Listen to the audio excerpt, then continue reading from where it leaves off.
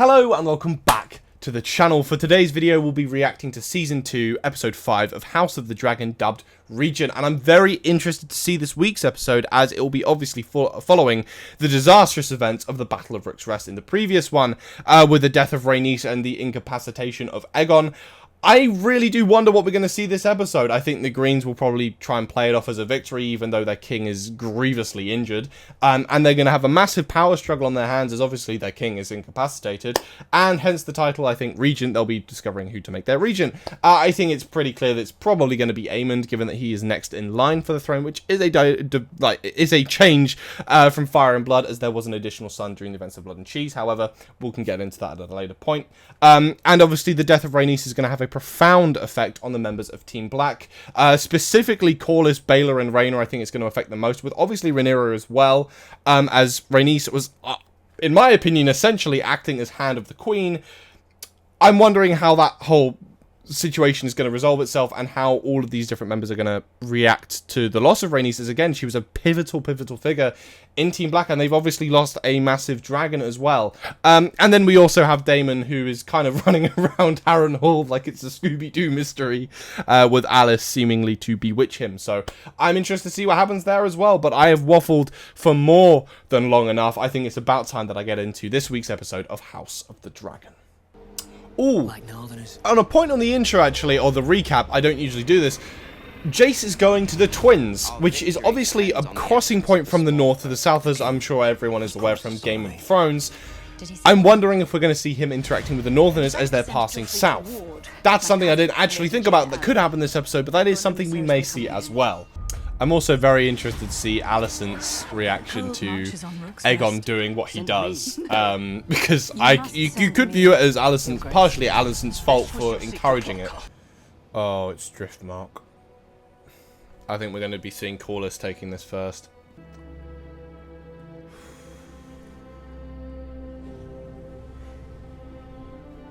It's a serious loss for Team Black, and Rhaenys was such a big part of the show up to this point as well. It's just devastating.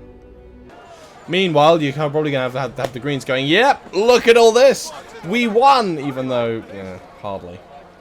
Looks like the small folk are really, thriving under this rule as well. See, this scene had been obviously seen in the coming next week, and I think it was also leaked from behind the scenes.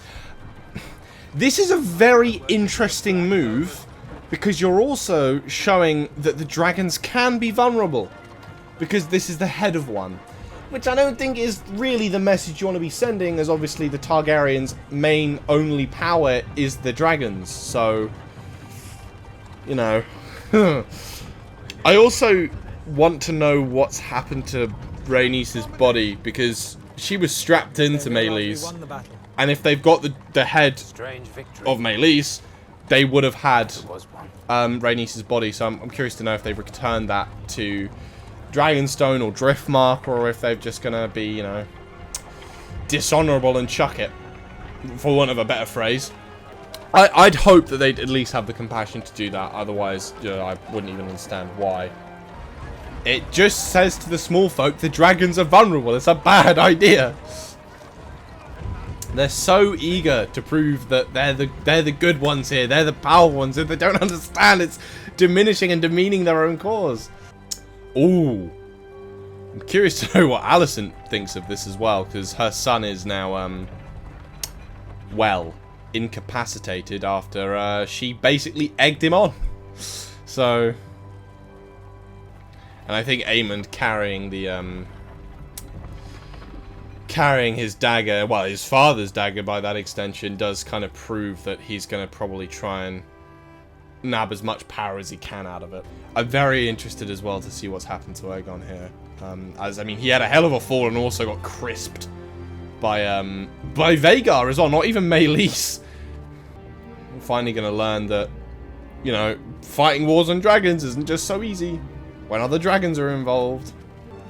That and Helena as well. Like, I know that she and Aegon probably weren't close at all, but still, like, she is her brother and her husband as well. So I'm interested to see what effect that's going to have on her. I have the mace's work on him straight away. Ooh! His head doesn't look alright. Christ! Oh! God. Someone will have to rule in his stead. Straight away, he's right to it. And I imagine Alicent's probably going to try and take that position as well. Aemond? Go on, Cole. Tell the truth. It's a good move, though. Looks like I was partly right about the Greybeard's involvement at the event of the twins, but yeah, I'm interested to see it. Who's your loyal regent now, Brackens? What a shot that is! I did not think they would be so eager to die. They made their choice. You should have indulged them. I do find it interesting that Daemon didn't go straight to burning, but I'm worried about the bending the knee to me. I don't know if that's as in to me as in I'm here threatening you, or to me as in me as king. That's where I'm worried. So persuade them. Perhaps. I think Daemon taking the diplomatic approach. Who would have thought? Every man has a weakness. You take my meaning then. Slightly less diplomatic then. Okay. I take back what I said about diplomacy. Daemon... yeah, he's resorting to Daemon tactics. This... Dorms... This is the Eyrie. Okay. I think this is the Eyrie. Ah, so Lady Jane Arryn, we meet you at last. I mislike feeling powerless. Can't say I'm a fan of Miss Jane Arryn so far. To the discontented, rumours are feed. Mysaria is proving to be a surprisingly good ally to Rhaenyra here. There is more than one way to fight a war. That's a good line as well. Oh, you know what? This does ring a bell because, yeah, her handmaiden, or lady-in-waiting, I think is the more correct term, was seen in a shot in the trailer going through Flea Bottom, so I'm curious to know what that happens there. Who is that? That they look The fearless dragon rider. Targaryen, but I don't. I'm just trying to work out who the hell that is. Your constitution. If only you'd been born first. My favourite son. Oh, Is the duck not to your liking? was that his mother? Oh, I like the goose myself. that's something, even for Targaryens. Well, the king, There it is then. consul. That last bit seems unnecessary. Big up to Simon Strong, honestly. Legend. I'm starting to like him more and more as time goes on. He seems genuinely likeable and not just prepared to permanently lick Daemon's boot. Our king's fate. And Aemon now sits on the head of the table, so I don't think he'll be complaining. Especially as it was his dragon that caused those burns. Oh no, not the head of the table. Wrong way round. My apologies. I think Alicent might put herself forward for this. Aemond is young. And I don't think Alicent's going to take too kindly at her son taking the regency either. But my experience is needed here. Interesting that the Maester always swings the high tower. And I'm not saying that it's good that he's not showing sexism. I'm saying that he clearly showed sexism when it was with I agree, Your Grace. It must be Rhaenyra and Aegon, but the second it goes back to the high towers, oh no, What would you say well that's if just in them. response to Rhaenyra's crowning, we raised up a woman of our own? Also a fair point. But the hand speaks with the king's voice, Sir Kristen. What say you? End is the next in line. Don't think Alicent's going to be happy with him either. Aemond the Kinslayer, who nearly killed his own brother, is now the regent. Okay. Well done, Team Green. Honestly, man, the absolute shenanigans that have been going on this side of the Blackwater. Crikey. She's not happy. Crikey. We should make for Tumbleton. My brother will have room. King has lied. Well, the king in this instance has fallen from his dragon at several hundred feet and been crisped. So I think in Aegon's defense, and I don't usually say that because I'm not a big fan of Aegon. Stay and wait for his empty promises. I think he's a bit it's a bit out of his control at the minute. Ooh, finally seeing Jace's dragon again. Tully has not declared for Rhaenyra. Because I suppose, given that Simon Strong has bent the knee to Daemon, it's a little bit defeatist for them to then say, oh, well, the phrase can have it, because then Simon Strong, who's just, you know, been doing a bunch of good. I think Daemon's aware who's been causing him to have his little hallucinations. I also find it hilarious that Team Black is kind of, you know, in a bit of an issue with the death of Rhaenys, and he is chopping firewood at Harrenhal. Sword, but not so much an axe. Alice has been done War is a terrible thing. masterfully in this series, given her lack of material in Fire and Blood. The wealth you brought back from Yee and a shy, inspiring awe and envy. The lore behind Lord Corlys Velaryon is very interesting. It might be something I'll do a video on, but he's dubbed the Sea Snake for a good reason. Find out his state of mind and his intention. It's not a bad idea. I think Rhaenyra leaving Daemon for leaving. Well, Rhaenyra didn't leave Daemon. Daemon left Rhaenyra, but leaving that kind of situation in Harrenhal alone for so long is risky, especially given Daemon kind of now going, oh no, I'm going to be king. Rhaenyra can take her place. It's like, go now with haste. Worrying. And I'm curious as to Alice Rivers' kind of final ends, like in terms of what she wants from Daemon. I don't know if she's trying to improve him or what. Like, I'm very curious. Odd that they're summoning Daemon, so it doesn't bode well. I am wondering if this is a hallucination, but Laena's back, so I think this might all be a hallucination, but I'm not sure. We should have expected nothing more. Yeah, I feel like this is a dream sequence. Because, well, I don't want to question the honor of those in the Riverlands. I don't feel like that many of them will be so willing to stand against a Targaryen and their dragon. I'm curious as to her mission as well, if she's going into treat with the small folk. If she's just trying to, like, whisper to one, to then whisper to the other, to then whisper to the other. Who's she going to see? Diana! Melinda.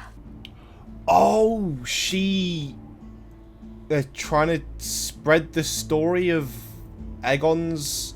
interesting. Also cool that is the same colour as the one given to Tyrion later in Game of Thrones. So I'm wondering if it's the same one, because it kind of makes sense why there's a second one kind of forged, as it were. Meleys fought 2 dragons and one of them is slain. Well, Shall I fight for my birthright, or shall I wait? Sunfire, I don't know if she's slain yet, but it's effectively, yeah, not able to fight. Put it that way. Looks like we're finally seeing the fruition of the dragon seeds idea. It looks like. So that was Season 2, Episode 5 of House of the Dragon. A little less happened than I was expecting, to be completely honest. Not to say that I'm let down, because again, last week's was just so action-packed, I think anything naturally is going to feel like a letdown. And they can't keep everything at that same kind of pace. Nonetheless, I think it was quite a slow episode this week. Mind you, we did get a lot of interesting things. So, we got Daemon is seemingly to kind of stray a little bit from his loyalty. Now, Daemon straying from his loyalty was never really in question. I am mildly concerned with how far he's, well, straying from it. Now, my understanding and my kind of reading of Daemon is he's always been a very grey character, but he does always seem to be loyal to Rhaenyra.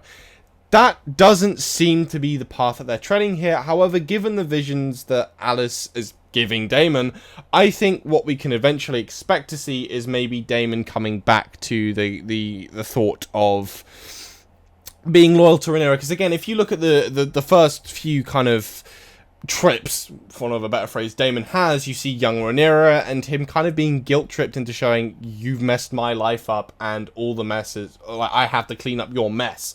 And especially that altercation with the Riverlords. Now, I'm still honestly debating whether or not that was actually real or not. I think it probably was real. And then, obviously, Laena being there was a very big kind of, like, thing as well, and that gives lenience to the idea that it could have all been a vision. However, yeah, if it isn't, the Riverlords choosing to essentially just stick the finger up at Daemon and go, "We are not supporting you. Tyrants will never rule," I think will be a very big wake-up call for him to realize, you know what, I'm wrong. I can't do this by myself. I do need Rhaenyra. And I think that is hopefully what will eventually cause him to arc his character background to being a little bit more loyal. Because again, while I do understand Daemon is grey, he's not holy, I think it's straying a little bit too far for my personal liking. I understand that it is definitely opinionated, and I'm not therefore saying that the writers don't understand Daemon. That is not what I'm saying at all. I'm just saying, personally, I don't quite like the extent he's turning to now, especially from that whole argument of him saying, well, did I not put the crown on your head? Like, it seems to have gathered quite a little bit of distance from there, but again, I'm waiting for the end result. I'm waiting for things to play out. Alicent is not happy. I think it's also very ironic, given that she supported a cause that essentially just put the male claim at precedent. Well, she didn't do that at the time. Obviously, she did think that Viserys was furthering. Well, she was furthering Viserys' last wish, which obviously we knew wasn't the case. But she obviously did not know as such until episode, I believe, 3 of this season. So I think coming to the realization that this isn't what Viserys wanted, and I am actually just supporting people that want to support the male because he's the male, and then expecting in a small council meeting for them to choose her over her son, is quite literally the antithesis of why Team Black are fighting in the first place. And honestly, their small council made a valid point of, well, if we raise, or Lara Strong, I think it was on the small council, made a valid point of saying, well, if we raise Alicent to Regent, this makes no sense because we're then also besmirching those raising Rhaenyra as their queen. Like, it's hypocritical. It doesn't make sense. You know, it's a very kind of funny kind of perspective to take, especially given Alicent's whole kind of leaning to, well, where she stood with being on Team Green over Team Black, and especially even after knowing that what Viserys saying was just the Song of Ice and Fire. That the fact she was still pretty stern fast when talking to Rhaenyra, saying, no, Aegon's king. And then she's realizing, oh, bollocks, essentially, which was slightly satisfying, but at the same time, there is a certain degree of empathy there. It was also very, very nice to see Jace taking a little bit more of an active role. I mean, he's not really had anything to do since episode 1, where he negotiated with Lord Cregan Stark, and then he had the couple of scenes with his mother, and he's kind of only really acted as an antagonist of kind of going, or to antagonize Rhaenyra into acting, go, you know, we need to act, send me out, let me do something, let me be involved, and it's nice to finally have him do something as Prince of the Realm, rather than just kind of sitting and milling about Dragonstone. So it was nice to see him go out and actually try negotiating, and I think honestly he did a pretty good job, as my understanding was that he won the twins to Rhaenyra's cause. So presumably they will be given Harrenhal, and I think I was correct in my assumption that part of it as well was to ease the force from the north down south. I think, yeah, the biggest problem that does seem to prevail so far is their lack of a standing army, and it's going to be a difficult one for them to solve, honestly, because they've got a lot of the Greens obviously have a lot more support than them as of present, because they've got the Lannisters, they've got I don't know what's going on with the Tyrells. It was said earlier in the season that Otto was being sent to negotiate with them. From Fire and Blood, and I guess very, very small spoilers here, the Tyrells did not get involved, I don't think, from my recollection, if memory serves. I think different houses in the Reach did try and get involved. I believe House Tarly pledged for Rhaenyra, and obviously House Hightower pledged for Team Green, and a couple of the Hightower vassals pledged for Team Green as well. But to my recollection, the Tyrells don't take a part in this, so I do wonder if we're going to hear back from Otto, or see any more of Otto this season, as he's been pretty conspicuous since, oh goodness, I can't recall if it was episode 2 or 3, one of the two, but yeah, all in all, a really good episode. I think I've covered more or less everything in this talking segment. Yeah, I mean, well, the Rhaenyra offering Corlys Hand of the King, I think, was a very, very good idea. And so, I can't help but feel like Rhaenys was acting as Hand of the Queen up to that point regardless. And then, so I feel like her naming Corlys is a natural succession. It was very, very cool that it was a silver badge as well, which does lead me to think that potentially the one that we see in season 8 of Game of Thrones, or season 7 and 8 of Game of Thrones, I believe, the one that Tyrion wears, is the one that was made by Rhaenyra, and I think that's got a little bit of another kind of cool meaning to it, the fact that Daenerys Targaryen gave the same hand badge that Rhaenyra Targaryen gave to her hand. It's a cool little bit of tidbit of knowledge. Again, I may be completely wrong in saying that that is the same badge. I'm merely just saying it's the Hand of the King badge, or Hand of the Queen badge, sorry, that is silver, and was on Dragonstone, so it's very possible that, you know, it's passed down, but we don't know, all in all, but I'd like to kind of headcanon that that is the case. But yeah, no, I think that is more... Oh, actually, before I forget, from the next time, it does look like the small folk are going to be having a little bit of a rally, for want of a better word, and it does look like Helena and Alicent are going to face some scrutiny in public, and I think the path that they're going down is to try and discredit the line of succession on the Greens' part by... I can only assume by going to Diana that they're basically trying to get, Aegon sexually assaulted several women and has bastards and such. I can't really see the small folk being rallied any other way than that. And yeah, that's kind of... I'm very interested to see where that goes. And obviously we do, again, have the dragon seeds, which are going to be a huge part of the dance. And we've seen several that... Well, those that have read Fire and Blood knew who the dragon seeds are going to be. We've had hints at who they will be in the show based on other characters getting focus that normally you're wondering why they're getting focus here. And we obviously know the names from Fire and Blood, so it's going to be very interesting there. We also got an introduction to Lady Jane Arryn. I can't say I'm a fan. She was... Because, to be fair, Rhaenyra did go to our word, but again, I can kind of see Jane Arryn's point of, like, well, you've given us 2 baby dragons and Vhagar's out there, so... Yeah, but, yeah, it's a fair point. But, ladies and gentlemen, boys and girls, that will be all for this week's episode. I do appreciate this one was a little bit of a slower burn this week. Although I do think it was still a very good episode. It was definitely a slower burn. So, hopefully you get to pick up a little bit in the next couple of episodes. I think we have 3 left this season. So, I'm interested to see where the show's going to go. Where it's going to take things differently from the book. And where the book events are gonna slowly take place. And what else we're going to see this season. But, ladies, again, second time saying it. Ladies and gentlemen, boys and girls, that'll be all for today's reaction. Thank you all incredibly so much for watching. Please be sure to smash that like button, comment what you thought of the episode, and be sure to subscribe if you want to see more of this content. I've covered all of House of the Dragon Season 2 so far, and I will be doing weekly lore videos surrounding topics that are in this in Season 2 and relevant to the episode that came out that week. There was no lore video last week. I apologise for that. It was just a very hectic week, so I didn't have time to film. However, there will be one this week. And presumably one every week after, although I will not attest to that. But anyway, again, for like the 4th time, thank you all very much for watching, and I will see you in the next one. Until then, have a good one.